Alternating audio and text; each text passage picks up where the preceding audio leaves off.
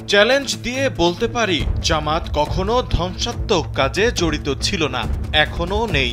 যদি কোথাও প্রমাণিত হয় আমাদের একজন কর্মী সন্ত্রাস করেছে, তাহলে আমরা জাতির কাছে ক্ষমা চাইব এবং নিজেদের আইনের হাতে সোপর্দ করব।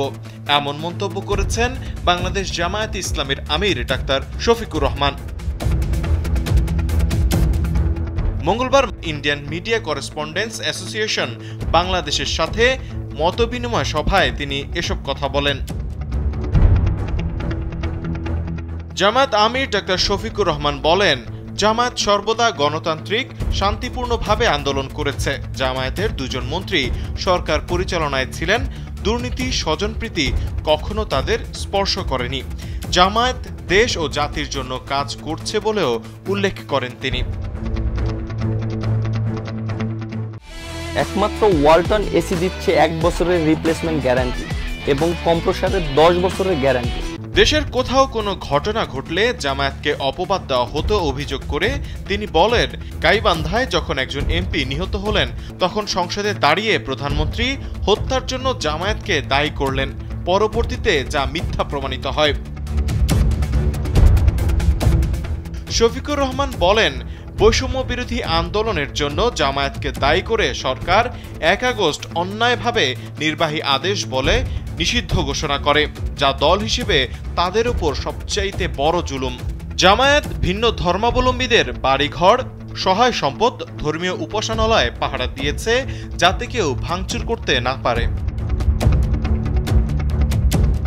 জামায়াত ইসলাম বিশ্বাস করে সকল মানুষ সমান উল্লেখ করে তিনি বলেন, এখানে সংখ্যাগুরু সংখ্যালঘুর কোনো প্রশ্ন নেই। নাগরিক হিসেবে সকলেই সমান অধিকার পাবেন, এটাই স্বাভাবিক। আমরা চাই দেশে দ্রুত শান্তি শৃঙ্খলা ফিরে আসুক।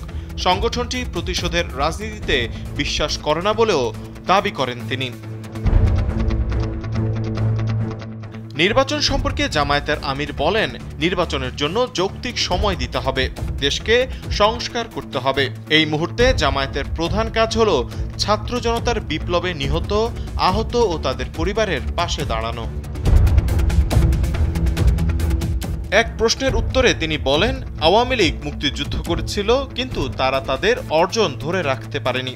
জনগণ আওয়ামী লীগকে কিভাবে দেখে তার চাইতে গুরুত্বপূর্ণ হলো আওয়ামী লীগ নিজেদের কিভাবে দেখে। তৌহিদুল ইসলাম তারেক, কালবেলা।